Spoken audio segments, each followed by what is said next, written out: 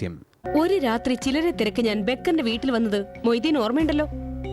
അന്ന് ഞാൻ അവിടെ എത്തും മുമ്പ് ആ വീട്ടിൽ ആരൊക്കെ വന്നിരുന്നു, വന്നവരെപ്പോഴാണ് മടങ്ങിപ്പോയത്, അതുമാത്രം മൊയ്തീൻ പറഞ്ഞു തന്നാ മതി. ആ രാത്രിയിൽ ആദ്യം അവിടെ വന്നത് ശങ്കരനാരായണ സ്വാമിയാണ്. സാഹിബിനോട് എന്തോ അത്യാവശ്യം സംസാരിക്കാനുണ്ടെന്നും എന്നോട് പോയി കിടന്നോളാനും പറഞ്ഞു. സ്വാമി ഒറ്റയ്ക്കാണ് വന്നത് അതോ കൂടെ അയാളുടെ ഭാര്യ ഉണ്ടായിരുന്നു? അയാൾ ഒറ്റയ്ക്കാ വന്നത്. സാഹിബ് ഉടൻ വരുമെന്ന് ഫോൺ ചെയ്തിട്ടുണ്ടെന്ന് പറഞ്ഞപ്പോഴാ ഞാൻ അകത്തേക്ക് പോയത്. ശരി, അയാള് പിന്നെ എപ്പോഴാണ് ഇറങ്ങിപ്പോയത്? ഞാൻ വരുമ്പോ സ്വാമി അവിടെ ഉണ്ടായിരുന്നില്ലല്ലോ. അയാൾ ഇറങ്ങിപ്പോയതല്ല, ഇറക്കി വിട്ടതാ. ഇറക്കി വിടാനോ? ആര്? DGP sir. DGPയോ? അതെ, സ്വാമി എത്തി കുറെ കഴിഞ്ഞപ്പോ നിസാമുദ്ദീൻ സാറും വന്നു.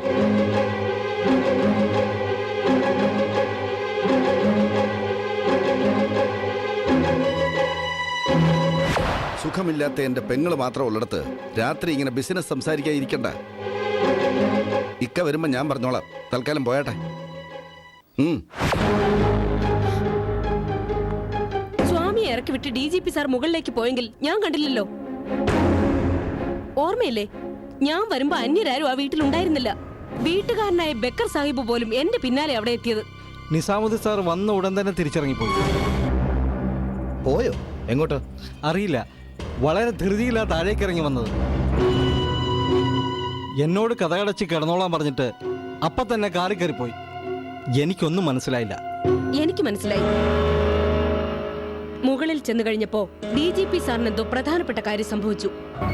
ചിലപ്പോൾ ഒരു ഫോൺ കോൾ വരികയോ അല്ലെങ്കിൽ എന്തോ ചില ഫോട്ടോകൾ കിട്ടുകയോ മറ്റോ.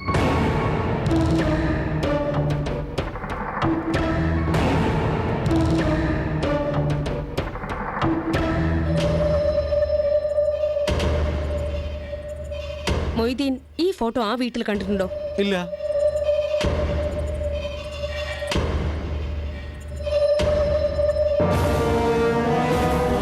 ഇതോ? ഇല്ല. ഈ വീടും ഈ ശവക്കല്ലറയും എവിടെയാണെന്ന് നിനക്കറിയാമോ?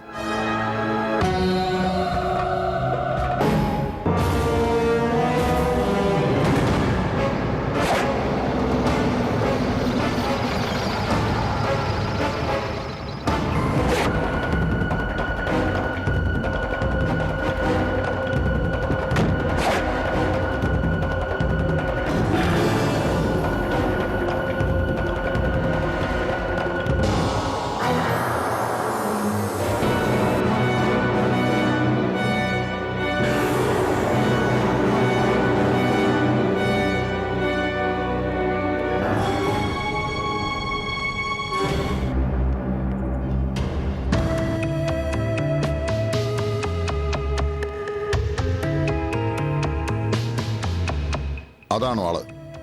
അതെ. അല്ല പ്രിയമത സാറേ, മനസ്സിലാകാത്തോണ്ട് ചോദിക്കുക. പോലീസ് ഉദ്യോഗമൊക്കെ വിട്ട് വേഷം മാറി വന്ന് ആളെ തട്ടിക്കൊണ്ടു പോലാണോ ഇപ്പോഴത്തെ പരിപാടി?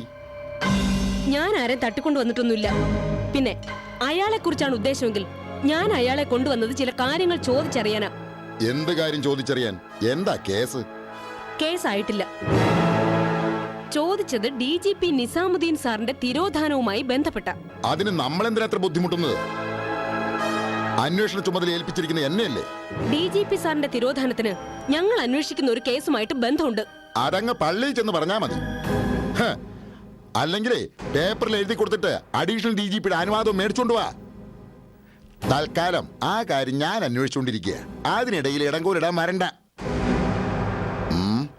ഡോ താനിങ് വാ.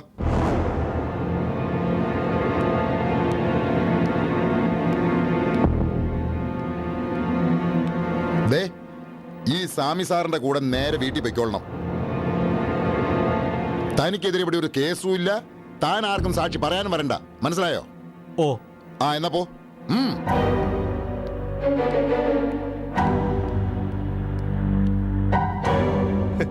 അല്ല, ഈ ഈശ്വർമൂർത്തി സാറിനെ കണ്ടില്ലല്ലോ മാഡം. ആളിവിടെ ഇല്ലേ? വരുമ്പോ അറിയിക്കാം. തൽക്കാലം നിങ്ങൾ പോ.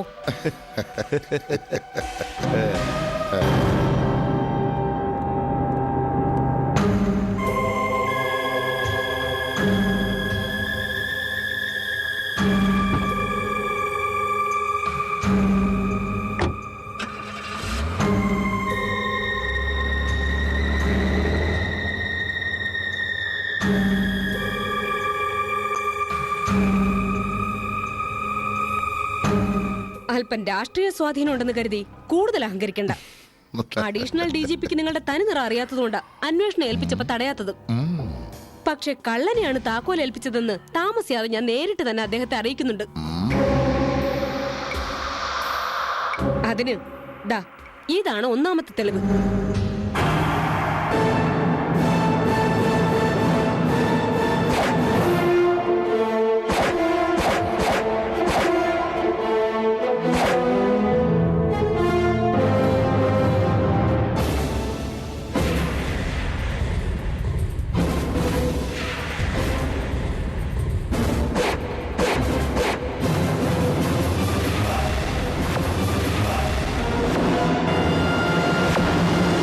ശാന്തി മഠം അവതരിപ്പിക്കുന്നു